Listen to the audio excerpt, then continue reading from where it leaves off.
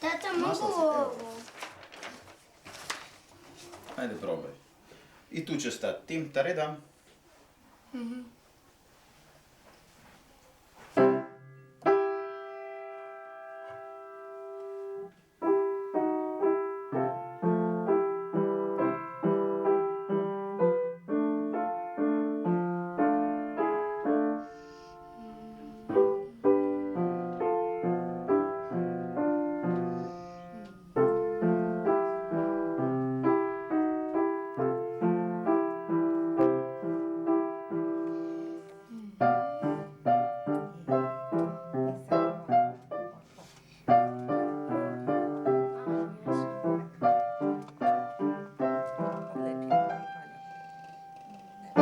Sljedeći će biti bolji.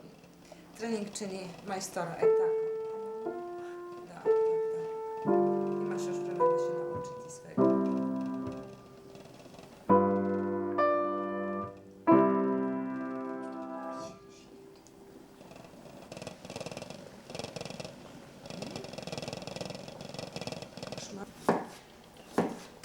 Juha kojom pripremałam to je juha koja se zove žurek. Najčešće to je juha kojom kuhamo zbog nekih većih praznika, a najčešće na Uskrs. A zašto sam došla? Došla sam zbog ljubavi. Mój muž je Hrvat i smo se upoznali u Polskoj. I tak nakon nekog vremena veze smo odlučili da ipak meni je lakše doseliti se ovdje u Hrvatsku nego njemu u Polsku. Živim ovdje već 10 godina.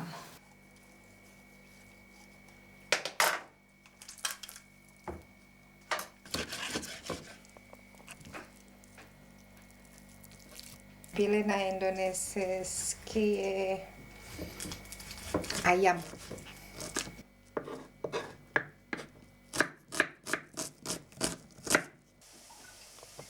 Kad luk i česnjak pozlatni boja, stavljam začin rendang, klinčić, čili, cimet, jumbir, papar, candlenut, turmeric i lemongrass.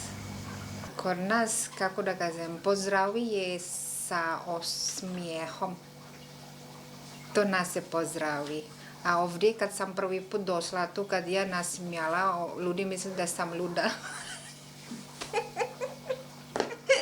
Hrvatsko jelo koje najviše obožavam, a to je purica s mlincima. To je nešto što baš jako odgovara i fino.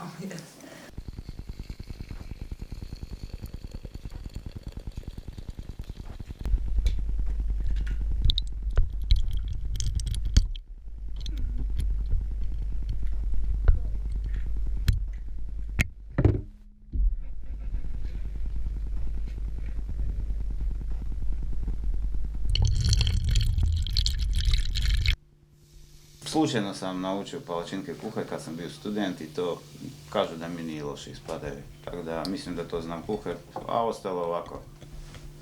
Rodio sam se u gradu Galjeću u Ukrajini, gdje sam je odrastao, gdje sam studirao. Nakon toga, 1998. godine, došao sam natječaj nego u Zagreb. Radim u Zagrebačkoj filharmoniji, sviram rog. Gdje je ljepše bilo, jako teško pitanje. To su dvije posebne države, svaka posebna po svom. Hrvatska je prekrasna zemlja, ima more, ima planine. Ukrajina isto je jako lijepa zemlja. Zapravo više samo bi išao u Hrvatsku nego u Ukrajinu, jer Ukrajina je jako velika zemlja.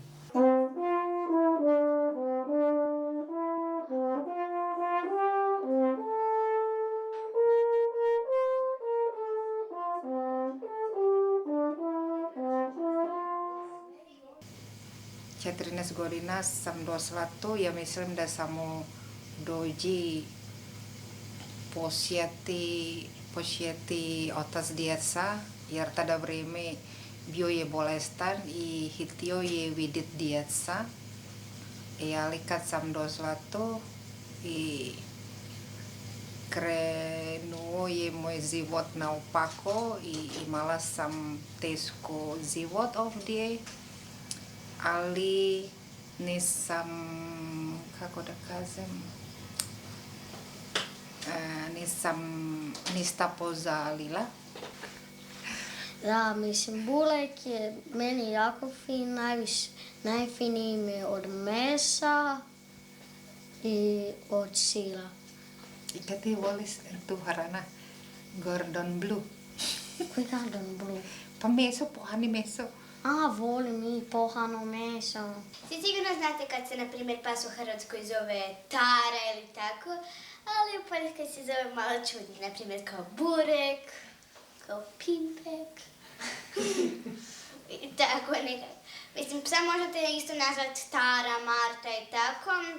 Znači, to za nas Poljake nije ništa čudno, ali za nas Hrvate je.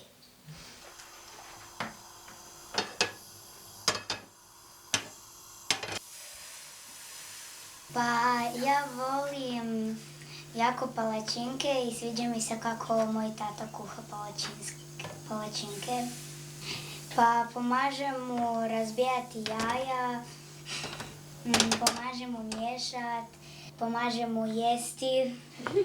Kod nas se čaj pije ne samo kad si bolestan, nego inače to tradicija, jer volimo piti čaj. Važan element tog čaja to je zapravo samovar. Mi nažalost nemamo one starinske prave pravcate samovare, nego naravno ovo je čajnik koji radi na struju. Znači možete piti vrlo jak čaj, a možete piti nešto i laganje, više staviti vode. Još jedan neizostavan sastojak koji mora biti uz čajanku, to je varenje. Sama riječ varenje da znači da nešto variti ili kuhati, ukuhavati. Više šljiva, kako se ono kaže? Ovo vam je šljivica. Šljiva. Djeco, ajmo vidjeti još malo. Probaj cijelu ovu popu. To je šljiva. Mislite da je šljiva? Jagoda je. Nije šljiva. Jagoda. Šta kažeš ti? Kako znaš da je jagoda? Vidim po ovim tu točkicama. Iz našeg vrta, pazi. Je li liči na malinu? Varenje od višnje, najomiljenije moje varenje. Ja obožavam to. Ok, ova juha žurek čak je super sa hrvatskim jajima i odlično uz nju ide ovaj domaći hrvatski češnjak koji je baš poseban, ima super okus. Ja sam bio na jednom službenom putu u Poljskoj i tamo sam upoznao svoju suprugu, ona je radila u hotelu gdje smo mi bili smješteni.